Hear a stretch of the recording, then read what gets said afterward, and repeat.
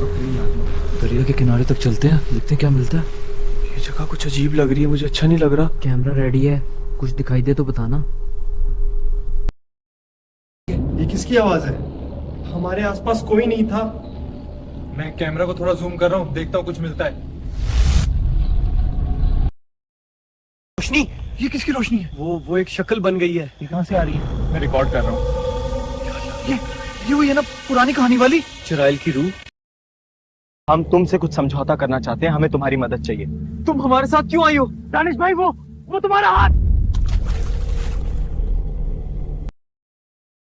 ये उसका इंतकाम है, ये सब खत्म हो गया। वो अब हमारे साथ है। ये सच है या हमारा ख्वाब? ये सब सच हो रहा है।